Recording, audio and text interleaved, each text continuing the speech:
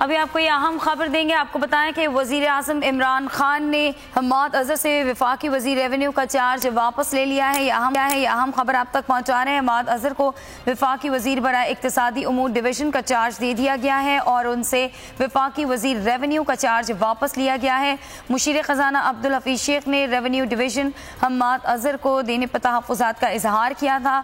वज़ीर आज़म इमरान खान ने हम्माद अज़हर से वफाकी वज़ीर रेवेन्यू का चार्ज वापस लेकर उन्हें वफाकी वज़ीर बराए इक़्तिसादी उमूर डिवीज़न का चार्ज दे दिया है। रेवेन्यू डिवीज़न को मुशीर ख़जाना अब्दुल हफीज़ शेख ही देखेंगे। ग़ुलाम मुर्तज़ा इस बारे में मज़ीद बताएंगे। ग़ुलाम मुर्तज़ा, आपके पास क्या अपडेट्स हैं?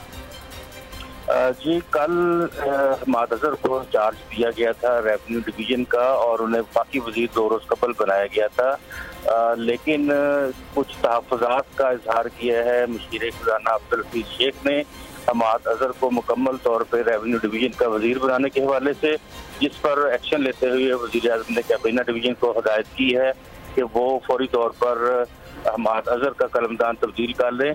और अब हम्माद अज़हर को जो कलमदान दिया गया है वो इस्लामिक अफेयर्स डिवीज़न का है, उनसे रेवेन्यू डिवीज़न का कलमदान वापस ले लिया गया है। रेवेन्यू डिवीज़न का जो कलमदान है वो बदस्तूर मुशीर ख़जाना अब्दुल हफीज़ शेख के पास ही रहेगा और वही ख़जाना और उसके साथ रेवेन्यू डिवीज़न के जो मामलात हैं उनको वो देखेंगे।